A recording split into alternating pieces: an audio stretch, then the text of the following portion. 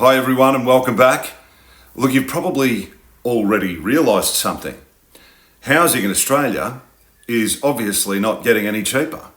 Not in any meaningful way, and certainly not structurally. Not in a way that many people out there might want it to. Now, if you're older, if you own your own home already, if you've paid it off, well, this is obviously great news for you. But if you're younger, if you're in your 20s or in your 30s and you're wanting to get yourself into the property market for yourself, like to live in or for an investment, well, it's a different story. You might keep hearing people say, just wait, just hang on, the market will eventually correct, the bubble will burst. But the uncomfortable reality might be a little bit different. So the system that we all live in today is not designed for housing prices to actually collapse or to fall significantly. Not today, not in 2026. In the 80s it happened, but it's not the 1980s anymore. The system that we live in today is actually designed very much to protect the housing system. And once you understand why that is, you'll never really look at property policies, the way the government shovels them out. You'll never look at them the same way again. Now, when I was in my early 20s, just had a pretty average job. But back then, you could buy a house in Melbourne for, maybe 300 grand to 400, 500 grand. That was back in the early 2000s. Now, back then, you might have earned, say, 40, 50 grand a year as an average sort of wage. So you could buy a house for, well, this is a good house in a reasonable suburb, for probably 6 to 7 times your income. Now, if you want to be a premium, that's probably 10 times in a top suburb like Malvern or something like that. Now, average wages are somewhere around the 80s, 90s. But to buy in Melbourne suburbs today, you need around 12 times, 11 to 12 times, up to 20 times your average income. Now, if you go back even further, it was even easier. It was even more affordable. In fact, the further you go back, the more affordable it was. Even when interest rates were up around the 20% in the late 1980s, that was nothing compared to the interest rates of today. Sure, our rates might not be 20%, but the cost of housing itself compared to wages destroys the higher rates of the 1980s. That was in peak recession. But today, you're told that if prices go too high, well, eventually they're going to come down. What goes up must come down. That sounds logical. That's how normal markets work or used to work.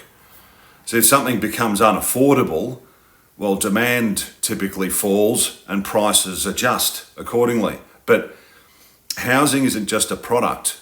It's collateral. It's on the bank's balance sheets. It's retirement planning, it's government revenue, it's political stability.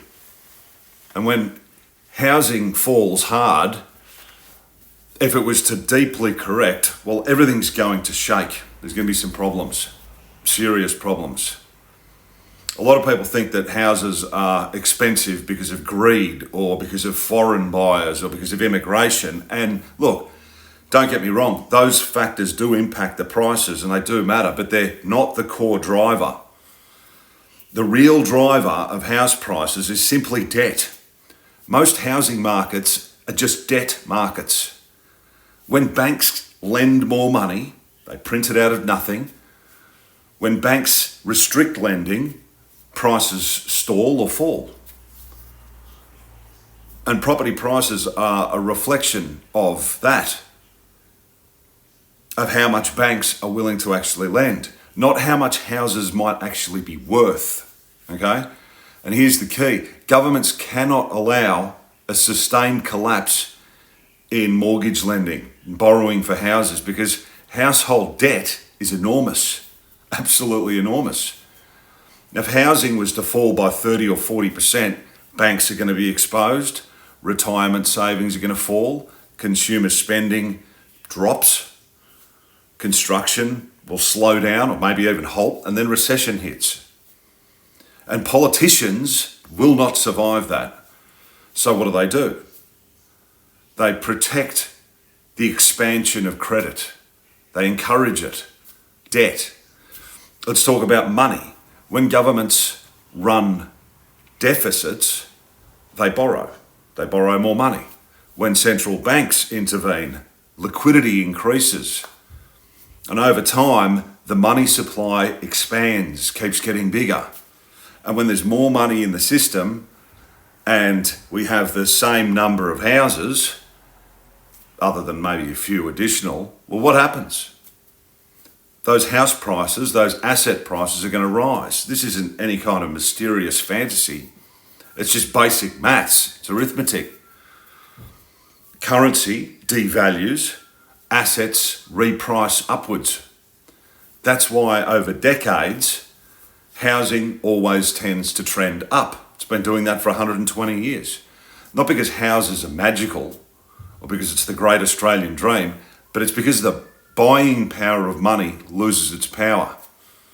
And when inflation hits, hard assets like property often move up first. And this is maybe where it gets a little bit frustrating.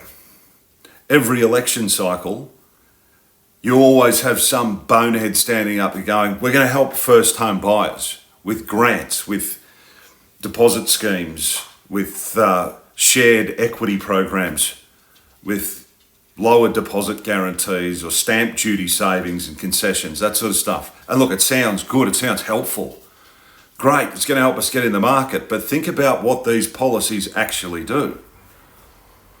They increase purchasing power, they increase demand, they allow buyers to borrow more and create more debt, more money, and when demand increases in a supply-constrained market, well, prices rise.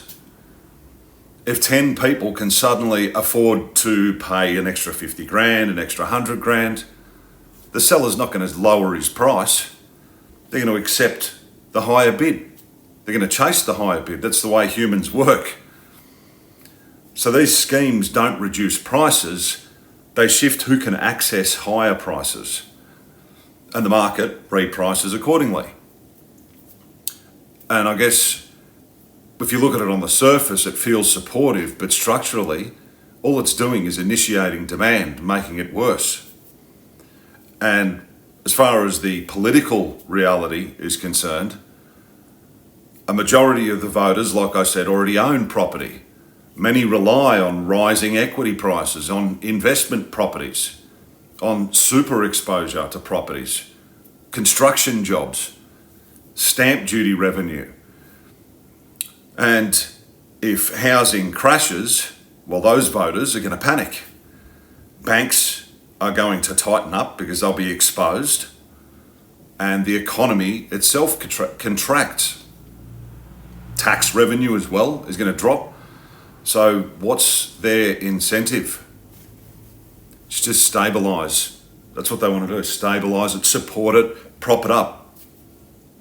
Never will they intentionally deflate it. Even when prices cool or come off a little bit, policy usually steps in. This has always been happening. Lower rates, relaxed lending, maybe more migrants, migration intake, stimulus. And that is the system nudging prices up again. So for housing to actually become genuinely cheaper over the long term, okay, you would need major credit contraction, sustained unemployment, banking stress, structural tax overhauls, massive supply increase without demand stimulus. That'd be pretty painful, very messy. It'd be politically dangerous. I don't think there's anyone that would do it. It'd be economically destabilising. So instead, what we do is just get a slow, painful burn.